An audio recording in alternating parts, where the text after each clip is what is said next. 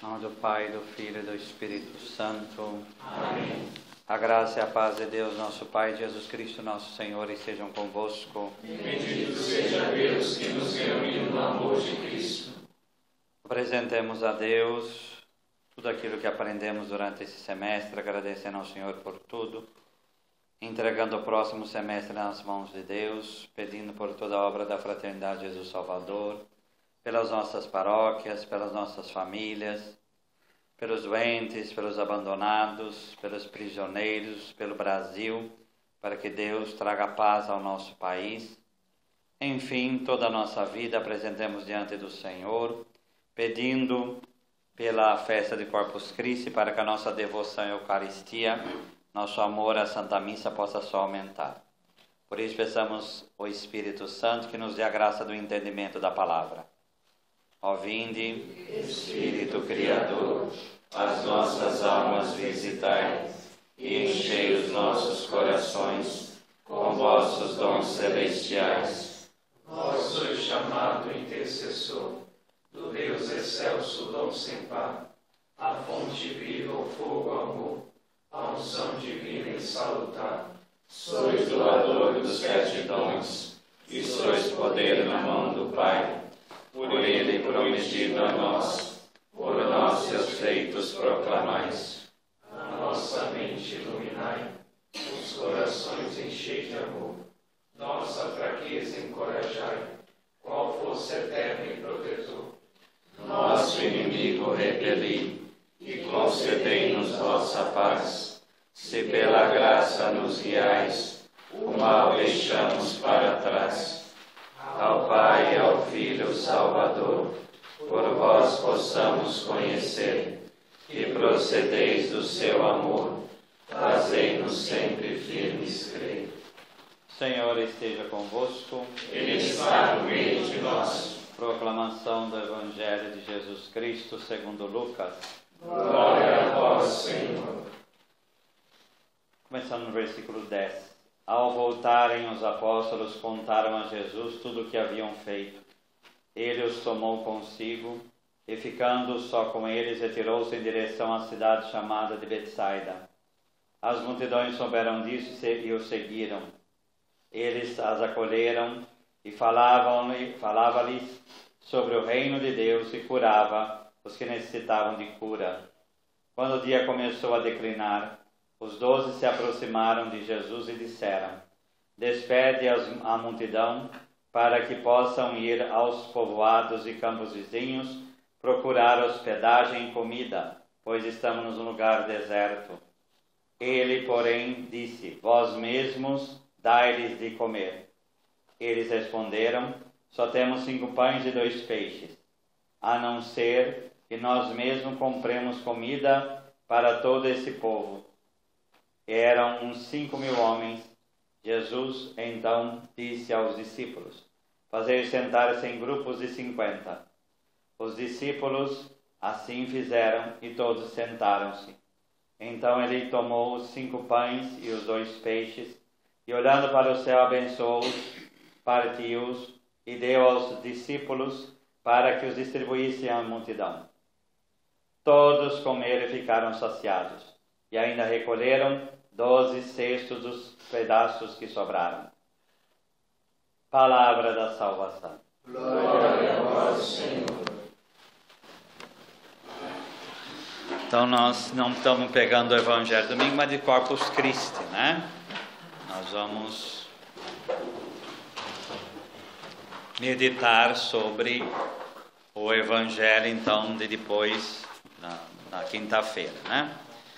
Então, a mesma coisa que nós fizemos com a Santíssima Trindade na vez passada, vamos fazer aqui. Então, nós vamos pegar quais os elementos de teologia da Eucaristia que nós temos nesta festa de Corpus Christi, com essas leituras que estão aqui, tá? Jesus, ele é o anfitrião generoso e prodigioso. Então vamos pegar Salmo 23:5.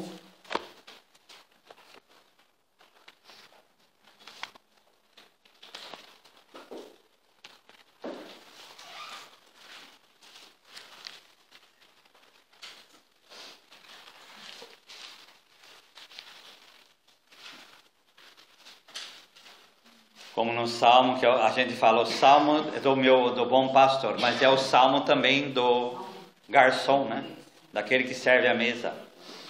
Então é dito do Senhor assim: diante de mim preparas a mesa, em frente dos que me afligem, com óleo me unges a cabeça e meu cálice transborda. Então, a exemplo do Salmo do bom pastor, Jesus também é aquele que serve a mesa. E servir a mesa no sentido de dar de comer às pessoas. Ele está fazendo isto aqui, né? Salmo 136, 25. 136. 136, versículo 5.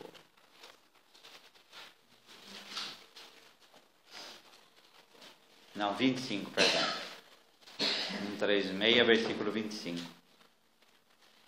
Aqui vai falar de toda a ação de Deus na história, né? Tá? Fez o céu com inteligência, ele estendeu, tá? E o versículo 25 vai falar: ele dá alimento a toda a carne. É o Senhor que alimenta, sua misericórdia é para sempre. Vamos pegar o 145. Para frente aí. Versículo 15. Os olhos de todos esperam em ti, e tu lhe dás alimento no tempo oportuno. Abres a tua mão e sacias com benevolência todo ser vivo. O Senhor é justo em todos os teus caminhos e santo em todas as suas obras. O Senhor está perto dos que o invocam e de todos que invocam de verdade. Então, o que é importante aqui, o Senhor alimenta no tempo oportuno, ele dá, sacia com benevolência.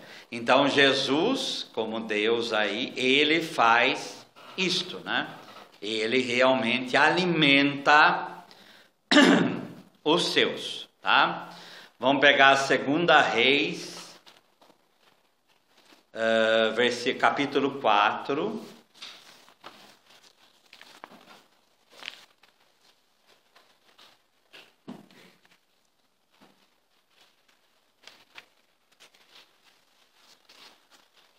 versículo 42. Segundo livro dos Reis, capítulo 4, versículo 42. Vocês vão ver que é o milagre do pão de Eliseu, que é bem semelhante ao de Jesus, né?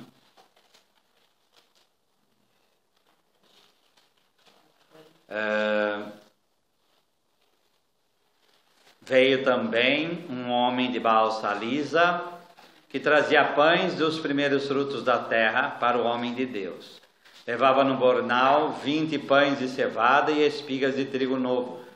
Eliseu disse: dá ao povo para que coma. Mas o seu ajudante respondeu-lhe: como vou distribuir tão pouco para essas pessoas? Eliseu ordenou outra vez: dá ao povo para que comam, pois assim diz o Senhor: comerão e ainda sobrará. O homem distribuiu e ainda sobrou, conforme a palavra do Senhor.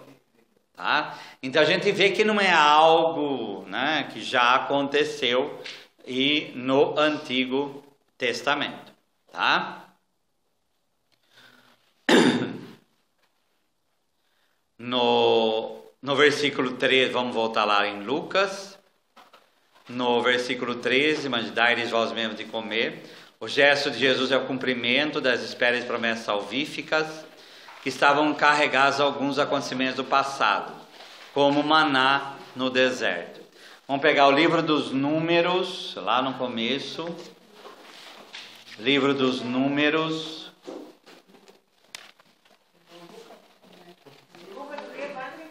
Não, aí o Lucas já foi agora. Vamos pegar no livro dos Números, capítulo 11. Versículo 21. Que é a história do maná, né?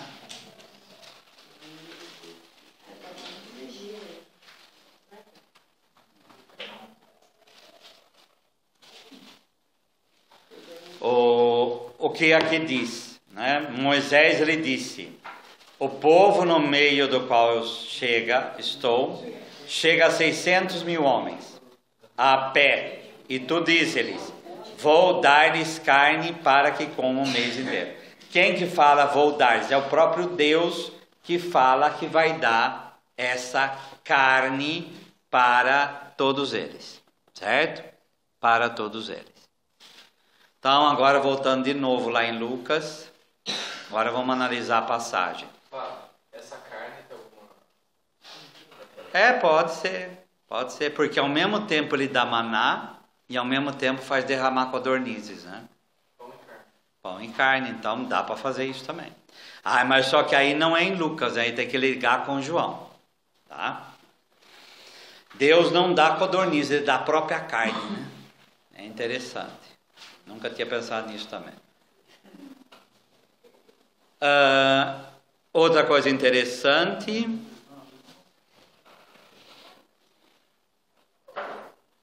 Vamos pegar.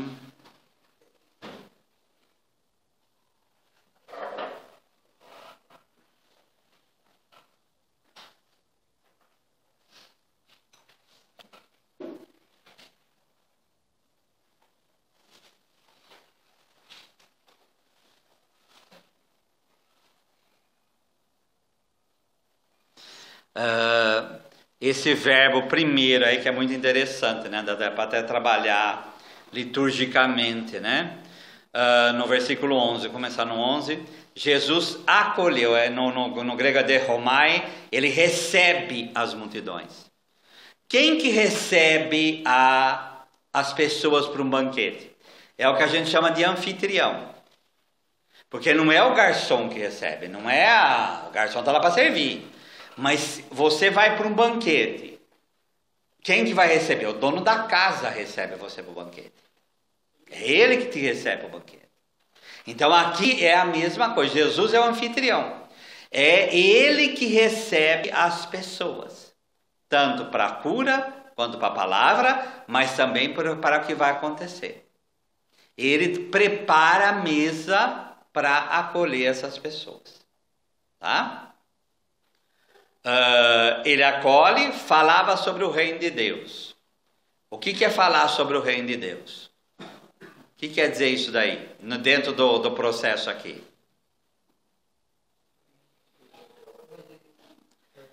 Está evangelizando. Vamos dizer, é a liturgia da palavra dessa missa aqui. Porque a multiplicação dos pães é uma liturgia eucarística. É uma liturgia eucarística. Então aqui é o gesto da proclamação da palavra. Tá? E a cura é sinal do quê? Esse pão é para salvação. Esse pão é para salvação. Tá? A tarde vinha chegando. Lembrar de que tarde a gente lembra aqui? Então vamos pegar lá Lucas 24.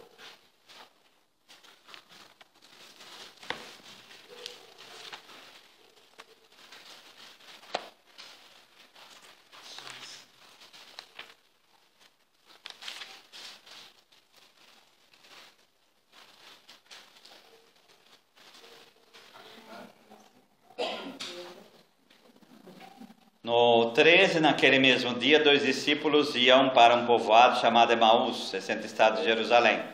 Tá? No versículo 28, quando chegaram perto do povoado, para onde se encaminhavam, ele fez de conta que ia adiante. Eles, porém, insistiam: fica conosco, porque já é tarde e o dia está declinando. Porque aqui a tarde vinha chegando e aqui já é tarde e o dia declina. O que quer dizer isso daí? Tem algum significado ou não? Então, mas tem algum significado ou só está apontando a hora que está acontecendo?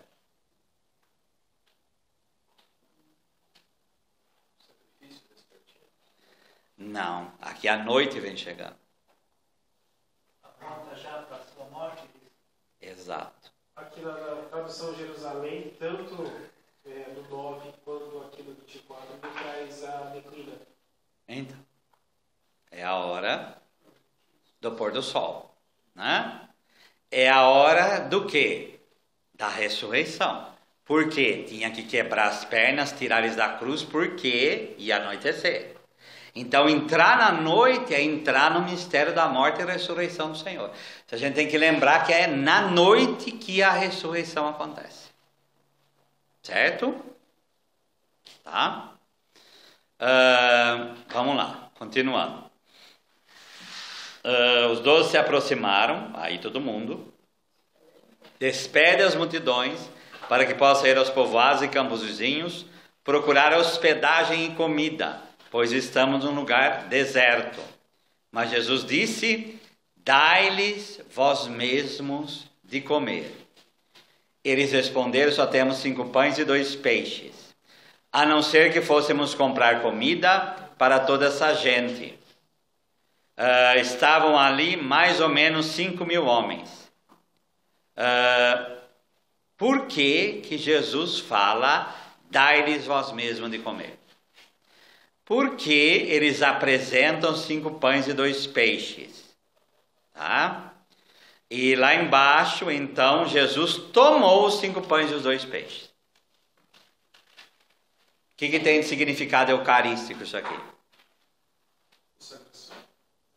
Não. Oi? No número a gente vai entrar já, mas primeiro, por que ele fala? Dai-lhes aos mesmos de comer. E aí ele pega os 5 pães e os 2 peixes.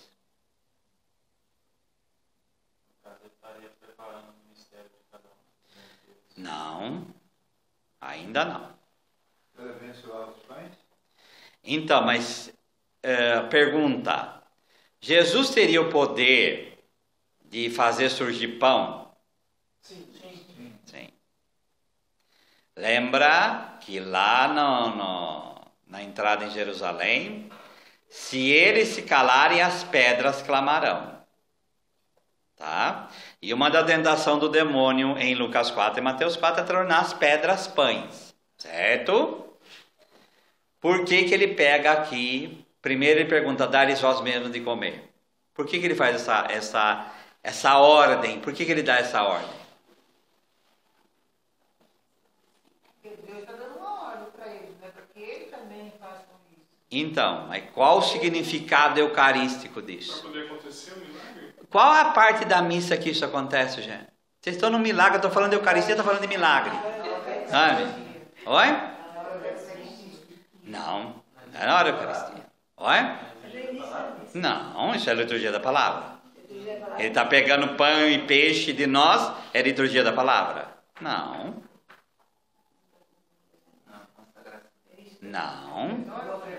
O ofertório. É o sacrifício, né? Bendito sejais, Senhor Deus. Não é o sacrifício, gente. O ofertório é sacrifício? O ofertório é a hora do sacrifício? Acontece o sacrifício na hora do ofertório? Não. Bendito sejais, Senhor Deus do universo, pelo pão que recebemos de vossa bondade, fruto da terra e do trabalho humano. Jesus quer associar a nossa pobreza ao milagre dele. Então ele não faz mágica. Ele pega daquilo que é de nós. Como a Eucaristia não é algo que surge. É um pão que é plantado por seres humanos, é amassado por seres humanos, é feito por freira, e aquilo vai no ofertório e a gente apresenta. Tá? E aí vamos lá no simbolismo numérico. 5 pães e 2 peixes. O que é 5 e 2 e 7?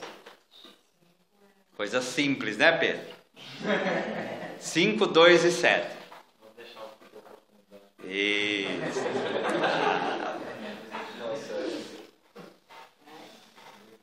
O que é 5, 2 e 7? 2 é humano e divino? Oi? 2 é humano e divino? 2? Não.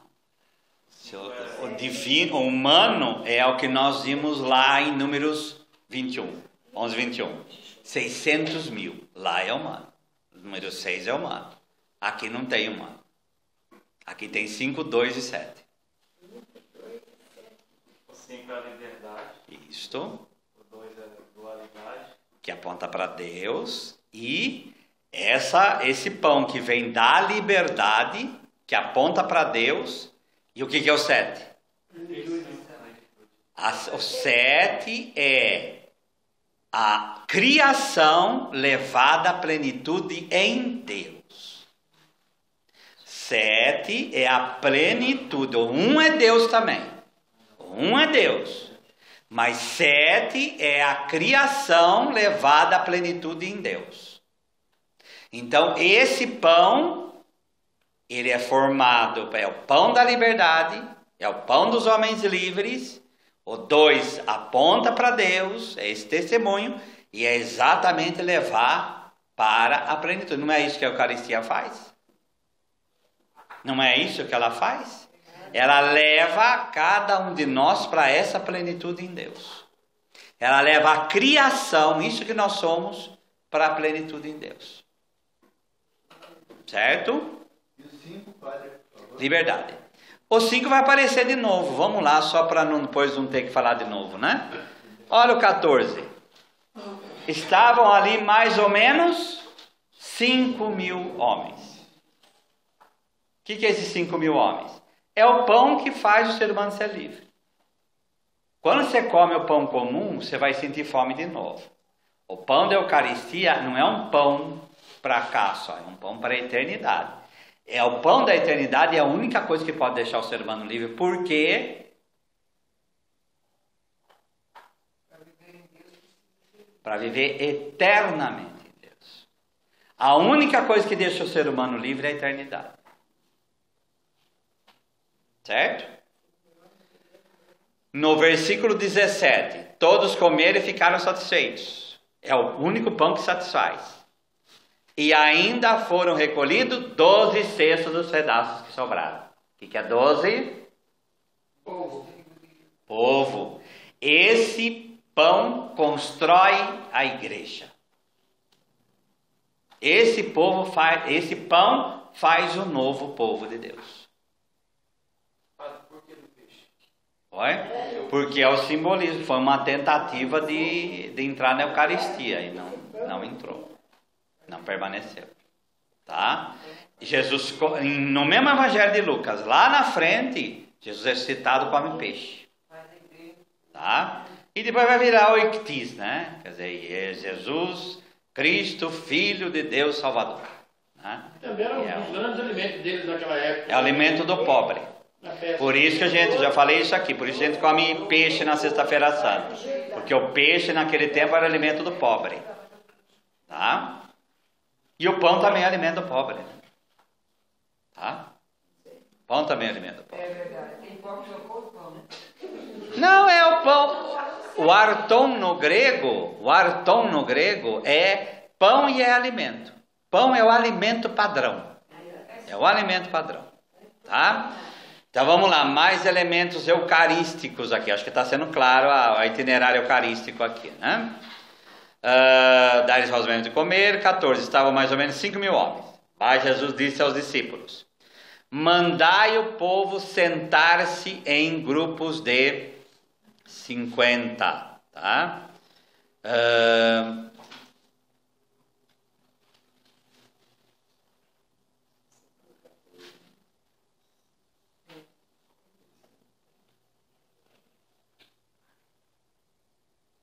Então, se esse sentar-se, só uma pergunta. Alguém tem uma palavra diferente para sentar-se? Acomodar-se. Aí é a Jerusalém, né? É a que mais quer fazer mais perto da língua grega. Alguém tem outra palavra? Sentar-se, acomodar-se. Não? Então, esse verbo, que no grego é kataklino, kata é descer, clino é do nosso inclinar. É do nosso inclinar. É que na Bíblia eles não têm coragem de traduzir dessa forma, mas o certo eles deitaram. Por que deitar? Lembra lá de Lucas 7? Jesus está cataclino também. Por quê? Na mesa, no dia da Páscoa, eles não comiam em mesa de altura. A mesa era baixinha, rente ao chão. Se colocava almofadas e as pessoas reclinavam. Porque como lá em Esther, vamos lá no livro de Esther, espero que eu ache, né? Vou lembrar, nem lembro do capítulo. Vamos lá, a gente vai procurando até achar.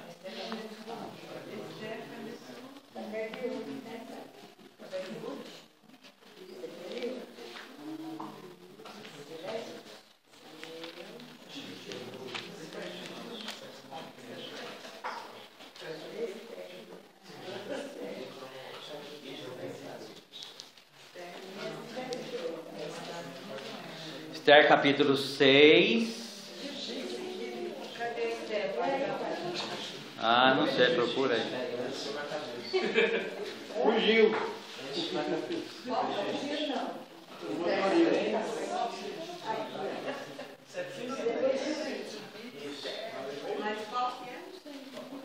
Deixa eu achar aqui. Qual o capítulo da Esther? Capítulo 6.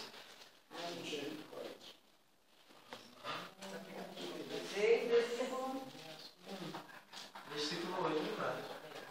O 7 fala que estava caído sobre o... Amã respondeu: o homem a quem o rei deseja honrar deve ser revestido das vestes reais que o próprio rei já usou. Deve montar a cavalo de montaria do rei, receber o diadema, não é esse não.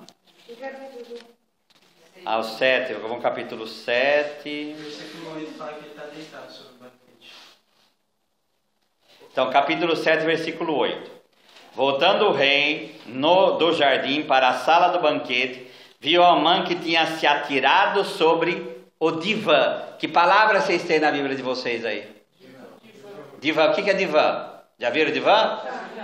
Então, isso daqui era lugar de banquete de rei.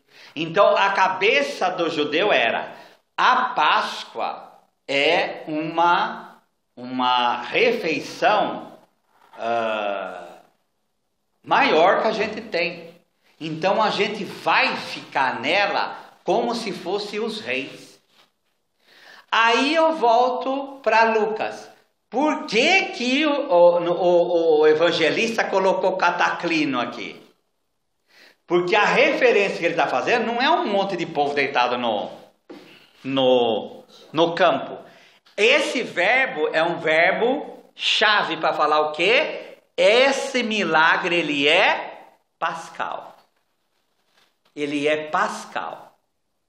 Deu para entender o que eu estou falando? Esse reclinar fazia parte dos banquetes, principalmente o pascal. Por isso que João, quando ele vai, Pedro manda, pergunta para ele quem é que vai trair. João se levanta e vai para o peito de Jesus, porque estavam deitados nesses divãs, nessas almofadas. Eles estavam deitados um do lado do outro. E por quê? E aí levantava, pegava comida e comia.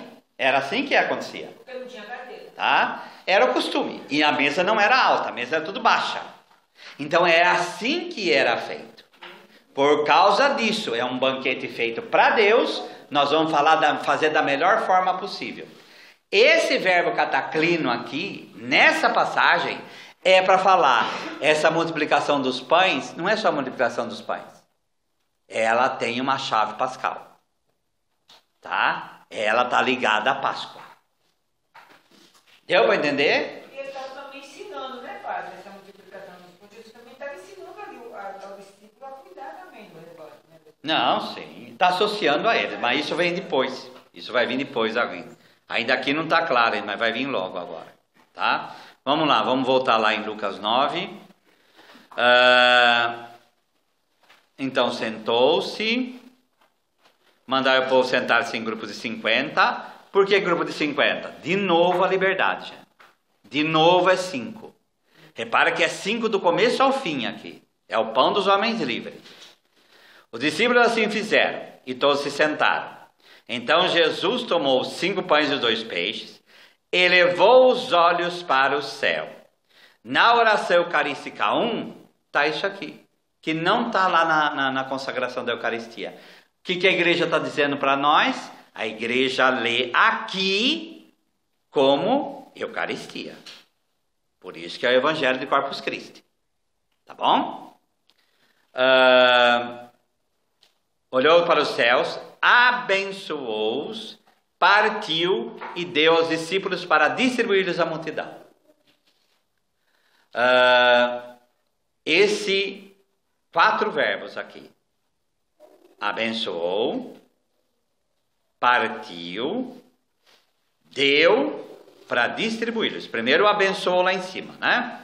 Abençoou, partiu, deu aos discípulos para distribuí-los. Então ele, primeiro, perdão, vamos lá, eu errei aqui. Tomou, abençoou, partiu e deu.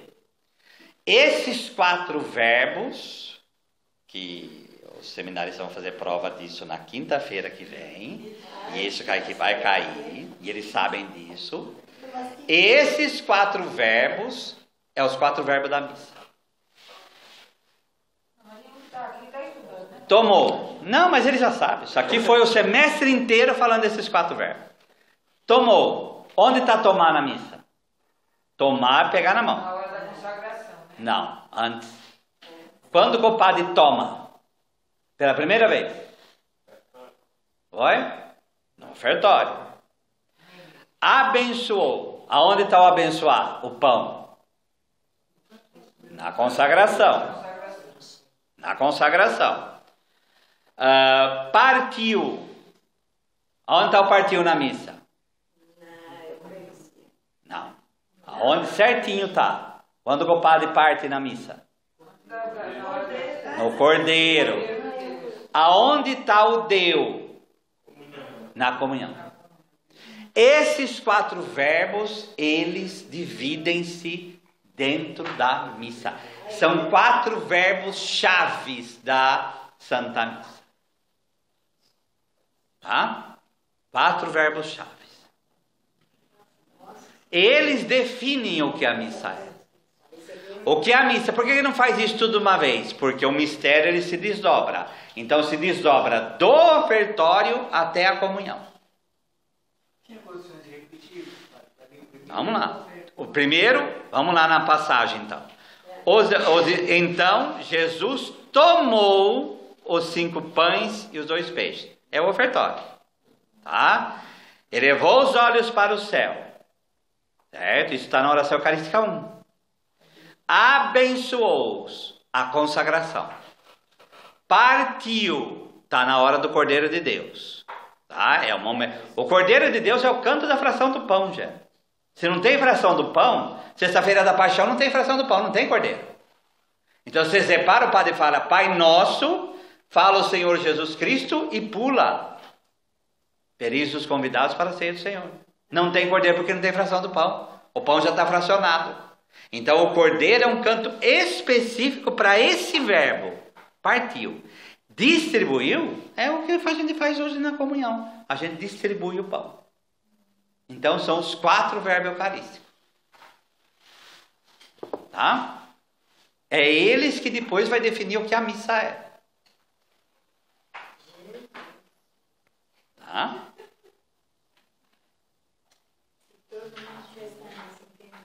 Mas aí que está o segredo, né, pai? Por isso é que o pessoal, os irmãos por aí, eles seguem a Bíblia.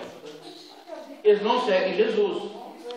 Por quê? Porque seguir Jesus é muito mais difícil do que seguir a Bíblia. Seguir a Bíblia eu posso ler e defender o que eu quero. Se o demônio pega a Bíblia para jogar na cara de Jesus em Mateus 4, então, se não interpreta, você não busca a palavra de Deus.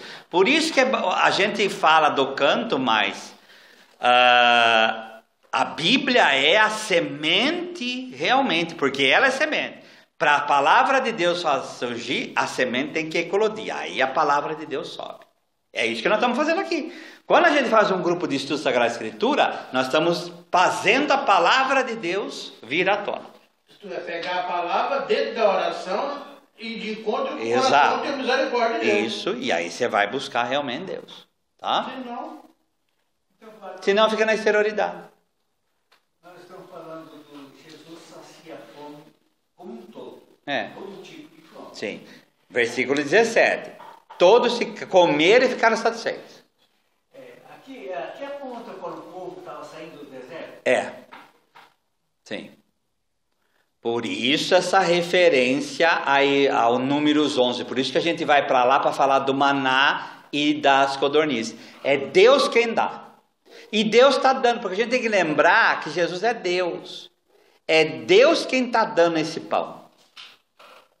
Tá? É Deus quem está dando o pão. O que me chamou a atenção é o número alto, 5.000. É. Então é um povão enorme. Mas não se importa com o zero. O zero não tem importância nesse ponto. É que nem, gente, 600 mil é óbvio que não tinha 600 mil pessoas no deserto. É impossível manter 600 mil pessoas. Mas o segredo não está nos 600 mil, está nos 6. Como 5.000 pode estar no 5 só. Está no 5, que é o número 5.000, 50 por grupo e 5 pães. 5, 5, 5. Livre, livre, livre. Não, aí não. Porque os 5 pães e os 2 peixes, aí é uma coisa de quiasmo que a gente chama. Os 5 pães e os 2 peixes, eles formam um quadrado onde o milagre ele se desenvolve. Então ele é a moldura, os 5 pães e os 2 peixes. Mas é o número da liberdade. É tudo para falar, é para fazer o homem livre. E o homem só é livre quando está satisfeito. O homem é só livre quando não depende, ele não está passando fome. Então esse é o pão que sacia toda a fome. Embora eles estivessem divididos em grupos, eu estou vendo dessa maneira. Eles percebiam a liberdade, embora em grupo. Não, sim. Separados. Sim, sim. Porque a gente com fome, na necessidade, você é sempre escravo. Então o pão que faz a gente ser livre não é o pão físico. É o pão, porque esses povos que comem no milagre eucarístico, no milagre da multiplicação, eles vão sentir fome de novo, sim. Mas aqui não é falar só do milagre dos pães, é falar da Eucaristia. Esse pão realmente é o pão da vida eterna. Um povo dependente de Deus. Sim. Vamos pegar lá João 4. A gente, é claro que lá vai falar da água da Samaritana, né? Mas a gente pode fazer um paralelo com a Eucaristia, né? E depois a gente vai para João 4, depois João 6.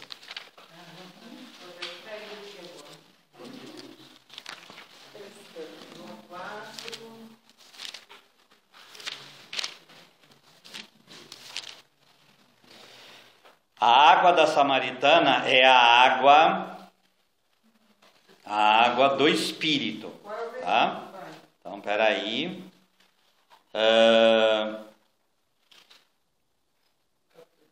14. Aquele, porém, que beber dessa água que eu darei, nunca mais terá sede. Por quê? O que é essa sede?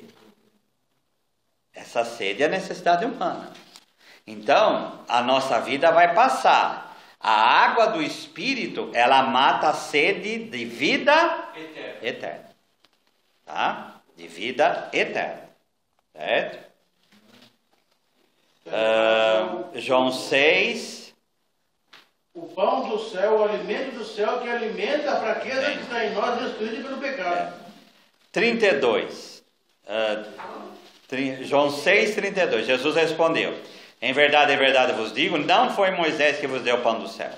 Meu Pai é quem vos dá o verdadeiro pão do céu. Pois o pão de Deus é aquele que desce do céu e dá a vida do mundo. Eles responderam: Senhor, dá-nos sempre deste pão. Esse pão, a pessoa nunca mais vai ter fome. E aí lá no versículo 40. e eu ressuscitarei no último dia. Quer dizer, é pão de vida eterna. Então é água de vida eterna, é pão de vida eterna. Então, por isso todos ficaram saciados. E ainda sobrou 12 cestos. Porque o maná voltaria a ter fome, comer o maná. Mas esse maná é eterno. Tá? É a Eucaristia, né? Sim. Não, por isso que está no Corpus Christi isso aqui. A gente tem que fazer a leitura da Eucaristia na multiplicação dos pães. Tá? Vamos pegar lá Gênesis, que é a primeira leitura agora, que é isso que está na lousa aí. Gênesis 14, versículo 18.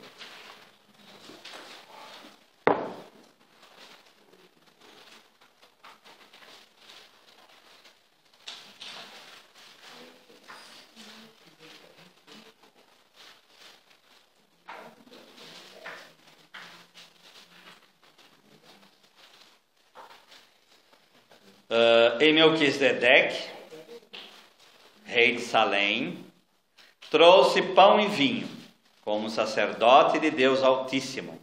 Abençoou Abraão, dizendo: Bendito seja Abraão, pelo Deus Altíssimo, Criador do céu e da terra. Bendito seja o Deus Altíssimo, que entregou teus inimigos em tuas mãos. E Abraão deu-lhes aí a 10ª de tudo. Melquisedeque, então, esse rei, que aí qual a referência eucarística? A gente pode falar rei de Salém, rei eterno, papapá. Mas a primeira referência eucarística, pão e vinho.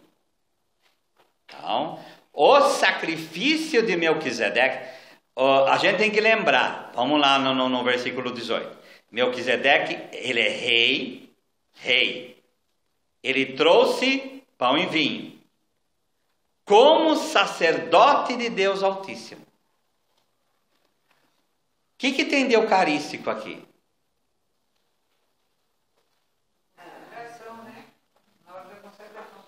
Não, mas vamos aqui no versículo. Nesse versículo 18, só no versículo 18, o que tem de eucarístico aí? Pão e o vinho. Pão e o vinho, mas tem mais coisa. Um sacrifício, né, para o sacerdote. Então, essa é a chave, gente. Essa é a chave. Quando a gente fala a palavra sacrifício no Antigo Testamento, a gente pensa em quê? Carneiro, cordeiro, boi, sendo o quê? Como se imola? A gente fala imolado, como que se imola?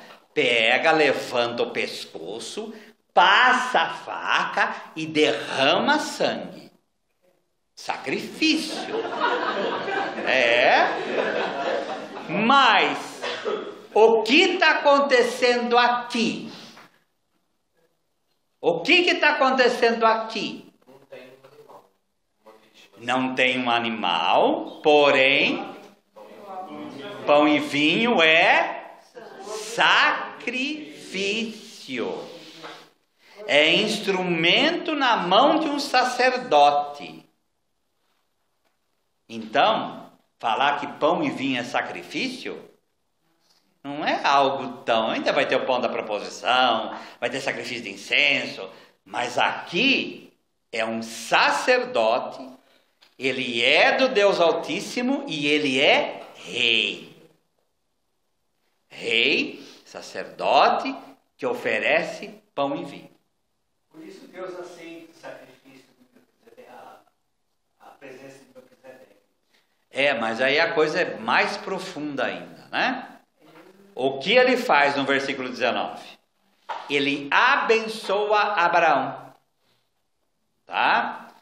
E o que é abençoar? Então vamos lá no capítulo 9, versículo 25. Aí de Gênesis mesmo. Capítulo 9, versículo 25. Padre, pão e vinho na mão do sacerdote é sacrifício, porque aponta para o serviço. Para o serviço. Aqui, não. Aqui pão e vinho é para Deus. Aqui é para Deus. Tá? E disse: maldito seja Canaã, que os seus escravos dos escravos de seus irmãos. E disse também: bendito seja o Senhor, Deus de Sem, ao qual Canaã servirá como escravo. Que Deus amplie Jafé. Por que a gente está falando isso aqui? Porque quando ele lá fala abençoa Abraão, a bênção ela é eficaz. A bênção não é algo jogado para o ar. Aqui é algo assim. Eu abençoo, a bênção fica. Então vamos lá para comprovar isso aí. Capítulo 27, versículo 33. Do mesmo Gênesis. 33.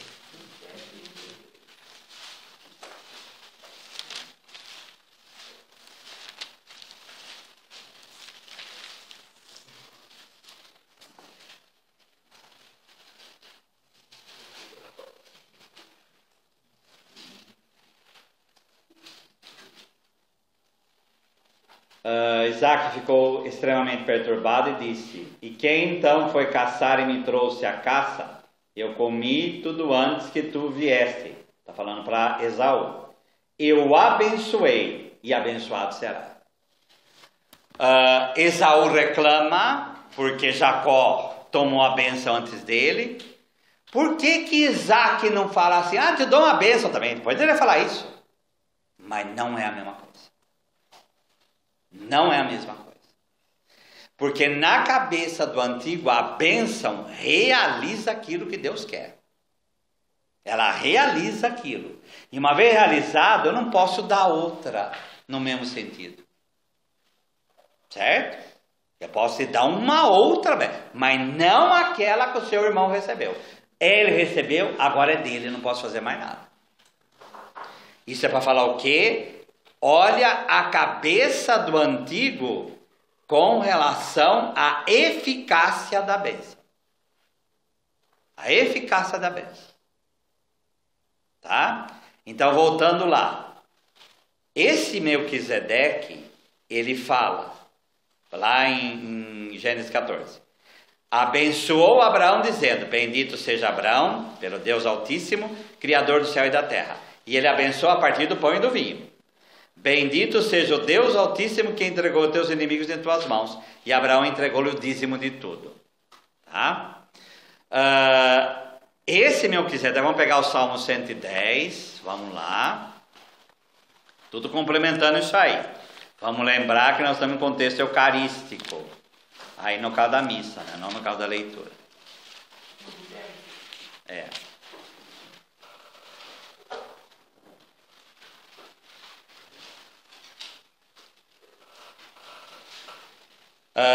Quem é esse Melquisedeque, né? Então ele abençoa, ele consagra pão e vinho, tá?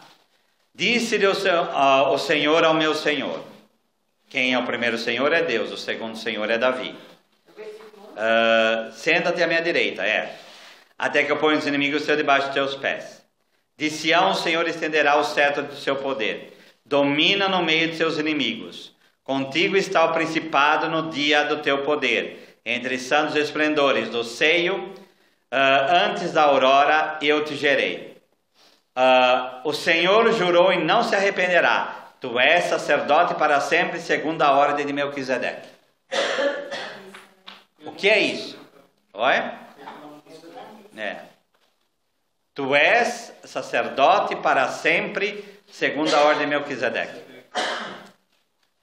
O que é a ordem de Melquisedeque? Por que está falando esse Melquisedeque aí? O que esse Melquisedeque está fazendo aí?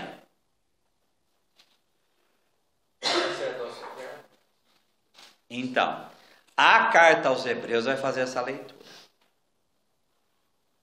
Esse rei tem um sacerdócio que é eterno. Agora vamos unir Salmo 110 com Gênesis 14.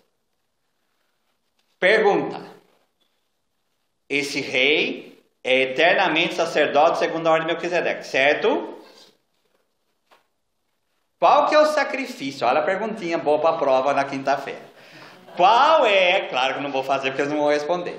Qual é o sacerdócio eterno de Melquisedeque? Qual que é o sacrifício que ele oferece? Não. Pão e vinho. Pão e vinho é o sacrifício do Melquisedeque eterno que entrou no templo. É o sacrifício do Senhor que está do lado do Senhor. Quem é o Senhor que está do lado do Senhor? É o próprio Jesus. Ele é eterno. E ele é um sacerdote que é rei, tá? Segundo a ordem de Melquisedeque. Só que o sacrifício de Melquisedeque é pão e vinho. Então, jogando lá para Lucas, jogando lá para o Novo Testamento, o sacrifício do sacerdote eterno, que é rei eterno, é pão e vinho. Ficou claro? Porque tem que unir as passagens. Tem que unir as passagens. Tá? Por isso que o cristão, quando vai olhar para Jesus, ele é o rei eterno, que morreu na cruz, ele é sacerdote eterno porque se ofereceu, só que ele continua porque ele é o único sacerdote. Ele é o único. Não tem outro. Aí que tá negócio. A gente vê essas outras religiões por aí. Você tira a Eucaristia, você quebrou a Bíblia inteira. Quebrou, bagaçou tudo, porque ué. Então, mas as igrejas protestantes aceitam a Eucaristia. Só que elas não aceitam que é sacrifício. E para nós, da carta aos Hebreus e aqui e tudo mais, é claríssimo para nós que pão e vinho não é só pão e vinho. E também tem aquela questão, padre. Pão e vinho é sacrifício. Para nós é Jesus mesmo, né? Mas para eles é como se fosse tipo mágico. Não, para eles é Jesus, mas espiritualmente. Para nós não. Aí é João 6. Quem comer a carne do Filho do Homem. É comer carne, é sacrifício. Certo? Ficou claro, gente? Alguma dúvida? Sim. Essa palavra ordem é de linhagem ou alguma significa ordem? Então vamos pegar lá no hebraico para ficar claro. A maneira de... Então, vamos lá. Vamos pegar no...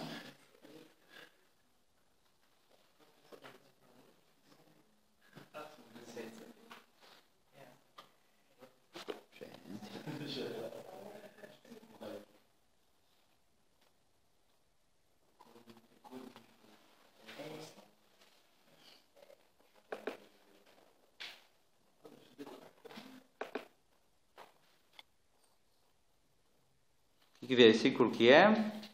Aqui, já achei.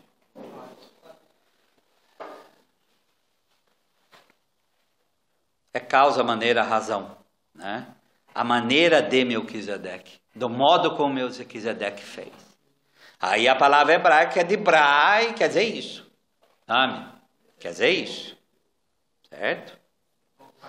Vamos ver no grego aqui. Oi. Essa passagem pra gente, lógico, ela tem todo o significado a partir de Jesus, mas na cabeça do judeu, como que eles chegaram a esse sacrifício de pão e de vinho? Qual que era o significado para o judeu? Só antes, aí, só para, quando o grego traduz, ele traduz por táxis, tá? Táxi é a mesma palavra de táxi, tá? Certo? Que é arranjo de exposição. Lembra de sintaxe? O que é sintaxe de frase? O que é sintaxe de frase? Ai, gente, vocês ignoram. O que é sintaxe? O que a sintaxe faz na gramática, gente? Sujeito, predicado, a ordem da frase. Vem dessa palavra, porque sim no grego é convergir. Então como isso é feito. Então é essa hora. Então, realmente, até o grego traduz uma sucessão fixa que se observa em tempo fixo. É uma ordem justa ou correta Posto, nível, composição geralmente depende dos talentos de alguém. Caráter, costume, qualidade, estilo. Então é um arranjo, é uma disposição. É como Melquisedeque fez, tá? É a maneira como ele fez. Então tu és sacerdote, segundo a ordem de Melquisedeque, do modo como ele fez. Então é para não ter dúvida nenhuma, tanto no hebraico como no grego. Certo? E aí não é questão de lei, né, padre? É maneira. A maneira. Não é, e também não é como foi falado de ordem divina. Porque a gente podia pensar isso. A gente podia ler ordem aqui e pensar que é sacramento da ordem. Não tem nada a ver uma coisa com a outra. Tá? Quem estava, o Isaac? Qual seria o significado desse sacrifício do pão e do vinho na cabeça do judeu? O nosso significado como cristão depois de Jesus... Mas não, é isso que eu falei. Lembra que eles ofereciam pão e incenso. Lembra que tinha o sacrifício, tinha o altar do incenso, de queimar incenso. Mas o mais importante, os sacerdotes faziam isso também. Mas aqui não é um sacerdote aarônico. Não é um sacerdote de Arão que está fazendo isso aqui. É essa a chave. Quem é esse sacerdote? Ele é de rei. E o filho de Arão não era rei. Ele era rei. Hebreus vai falar não tem nem começo nem fim. Ele é sacerdote do Deus Altíssimo. Ele oferece pão e vinho. E a partir desse sacrifício ele abençoa Abraão. Então tem que olhar o quadro como um todo. Você entendeu? Aí que a coisa pega algo muito maior. Davi vai comer o pão da proposição que ficava à frente do altar. Se oferecia pão para Deus. Mas aqui é plenamente sacrifício. Tá? Vamos lá, 1 Coríntios 11. Certo? Oi? O sacrifício tem que ser aceito por Deus. Sim. Sim. E aqui é plenamente aceito. Tá? A gente não vai se aprofundar, mas em Hebreus, em Hebreus, depois se vocês quiserem ver, Hebreus 7, 1, 17, vai fazer toda uma teologia sobre esse Melquisedeque, né? Tá? Hebreus 7, de 1 a 17. Tá? Agora 1 Coríntios 11, versículo 23. 1 Coríntios 11, que é o que está na lousa. Versículo 23. Irmãos, o que eu recebi do Senhor foi isso que eu vos transmiti. E aí vem o relato da Eucaristia. Quer dizer, aqui das 3 leituras, essa é a que mais claramente aventa para a Eucaristia. Esse texto aqui nós estamos no ano 50.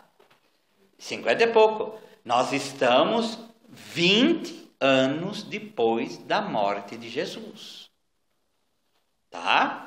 Dos 4 textos eucarísticos, o mais próximo de Jesus é esse daqui que nós estamos lendo. Ele é o mais próximo. Tá? Então, Mateus e Lucas é ano 80, é 50 anos depois da morte de Jesus. E João, aí é 60 anos depois da morte de Jesus. Esse aqui é 20 anos. 20 e poucos anos. Tá? E São Paulo diz o quê? O que eu recebi do Senhor é isso que eu vos transmiti. Ele recebeu do Senhor, ele recebeu da igreja. Tá? Na noite que foi entregue, na noite que ele foi traído, o Senhor Jesus tomou o pão. Olha aí. Dar graças, partiu e disse: isto é meu corpo dado por vós. Fazei isto em minha memória. Os verbos estão aí. Os verbos estão aí. Tá? Tomou o pão, deu graças, partiu e disse: isto é meu corpo dado por vós. Fazei isto em memória de mim. Do mesmo modo, depois da ceia, tomou também o cálice e disse: este é o cálice da nova aliança, em meu sangue. Todas as vezes que dele beberdes, fazei em memória de mim. Todas as vezes, de fato, comer desse pão e beber desse cálice, estareis proclamando a morte do Senhor até que ele venha. Aqui é sacrifício pleno, né? Porque se tomar pão e beber vinho e proclamar a morte, então é realmente sacrifício. É realmente sacrifício. Tá? Mais uma palavra aqui, que é interessante, que é primeira memória. Vamos pegar lá Êxodo 12:14. O que é essa memória aí que Jesus fala? Tá?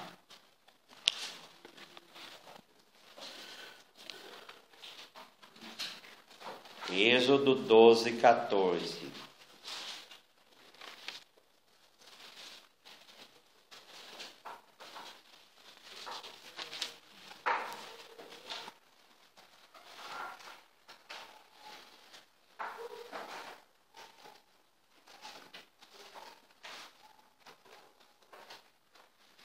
Este dia será para vós um memorial, zikaron no hebraico, e o celebrareis como festa do Senhor.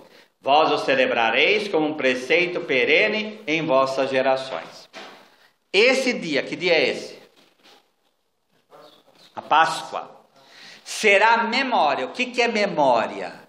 Memória em Deus é o que eu estou fazendo, acontece de novo. Quando Jesus na Eucaristia fala, fazei isso, aí só que a palavra é grega, que é anamnese, mas o sentido é o mesmo, fazei isto em minha memória, em memória de mim, ele está reportando aonde? Aqui. Ele está falando o quê? É pascal a coisa.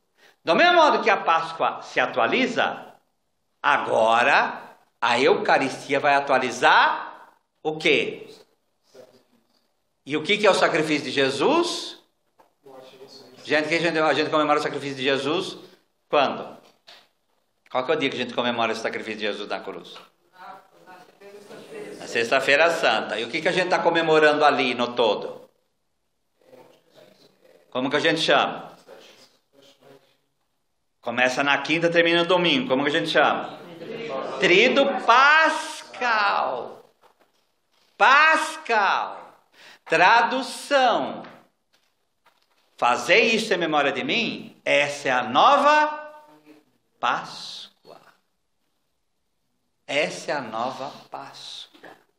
Da mesma forma que em Êxodo 12:14 fazer a memória da Páscoa, agora vocês vão fazer a memória desta Páscoa.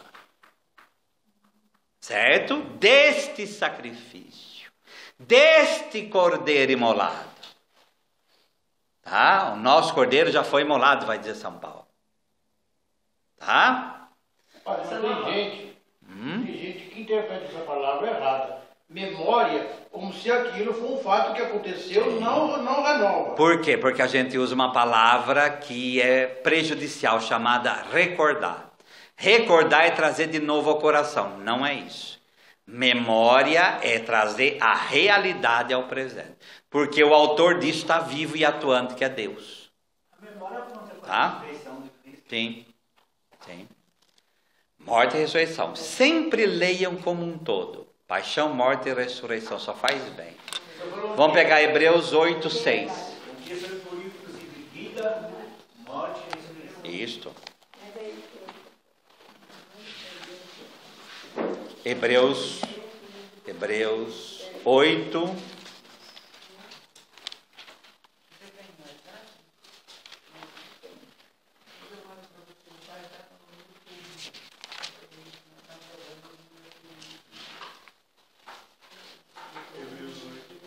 Agora nós vamos pensar sobre o que é essa nova aliança.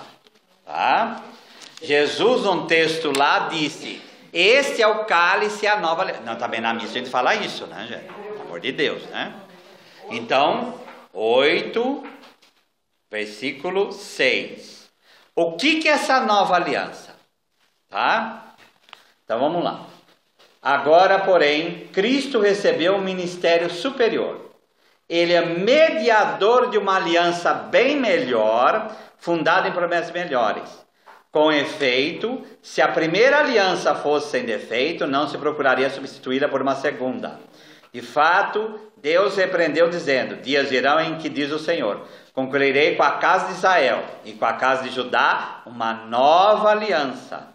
Isso é Jeremias 31, 31. Tá? É que Hebreus está citando. Não como a aliança que fiz com seus pais, no dia em que conduzi pela mão para fazê-los sair da terra do Egito, pois eles não permaneceram fiéis à minha aliança, e eu deixarei de se interessar por eles, diz o Senhor. Eis a aliança que firmarei. Olha o que é. Agora, ele pegando Jeremias, ele fala, essa é a nova aliança de Jesus.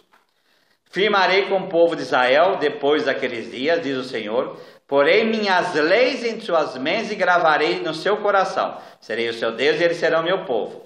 Ninguém mais precisará ensinar ao seu próximo, nem a seu irmão, dizendo, conhece o Senhor.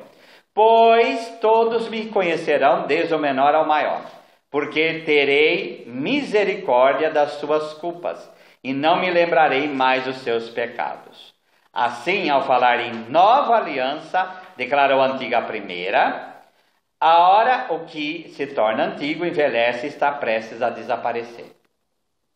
Então, o que é essa nova aliança? É a lei penetrando dentro do coração. Certo? E é isso que a Eucaristia faz conosco. Era a nova e na coisa eterna aliança. É para sempre essa aliança. E agora, só fechando por curiosidade. Versículo 13.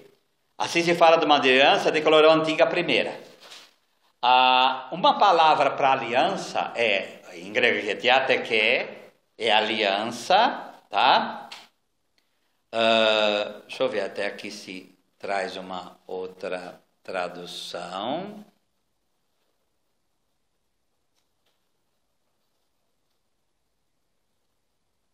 Hebreus 8, 13.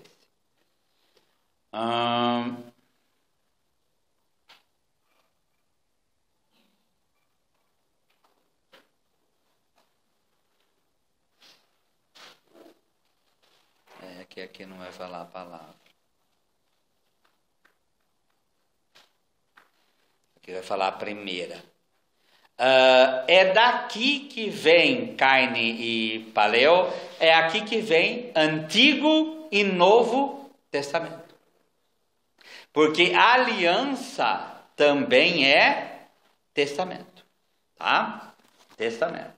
Então, é desse versículozinho aqui que vem a definição, como é dividida a nossa Bíblia, Antigo e Novo Testamento. Certo? Por isso a palavra, aparece a palavra lei aqui, voltando para o Antigo? Então, diateque é disposição, arranjo de qualquer natureza que se espera que seja válido, última disposição de alguém de fazer posses terrenas. Por isso que traduz por testamento. Porque a palavra testamento no grego era tanto pacto, acordo e testamento. Então é um pacto feito com Deus, uma aliança feita com Deus. Mas a mesma palavra para falar quando eu deixava algo para alguém. Testamento. Por isso que é meio complicado, né? Apesar que essa aliança também tem a ver com a aliança de Deus a Israel, né? Por isso que Deus promete a eles, a Nova Jerusalém Celeste. Sim. E aqui a plenitude. Só que o que é interessante para o nosso caso aqui, essa nova aliança é a Eucaristia. Tá? Ela é a nova e eterna aliança. Então, no caso também, dentro da aliança, seria aquela aliança dele prometer de não mais deixar o povo de Israel sofrer. Sim. Parando porque no caso ali, que ficou meio, para mim, sou leigo, né? A lei penetrando dentro do nosso coração, dentro do meu coração, a nova aliança. Isso. Eu não poderia trocar essa palavra lei, mas disse como? A lei... Não, é bom que fique isso. Como lei. Vamos lá. O que aconteceu com o primeiro pecado? Como que o primeiro pecado entrou no mundo? Desobediência. Não. Vamos na forma lá, gente. Como que foi? Conta a história para mim. Pois é, a gente ofereceu a fruta e veio para ti. Então, o mal entrando pela boca e fazendo parte da natureza humana. Agora, a lei que era a tábua de pedra vai entrar pela boca e vai fazer parte da vida humana. Esse é o novo fruto da nova árvore que é a cruz. Por isso que é lei mesmo. A lei não é mais externa, a lei agora entra dentro. 2 Coríntios 3. Tábua do coração. No caso seria assim, padre. Seria, não é? Não vim desfazer a lei, mas fazer com que ela... Então, e esse cumprimento começa de dentro para fora, não de fora para dentro. Tá? Não de fora para dentro. O caso ali, o mal entrou destruindo toda a lei da consciência, né? Que acabou. Oi? Destruiu toda a lei da consciência, a lei da essência humana. No caso, porque o homem perdeu a sensibilidade com relação ao pecado. Né? Sim.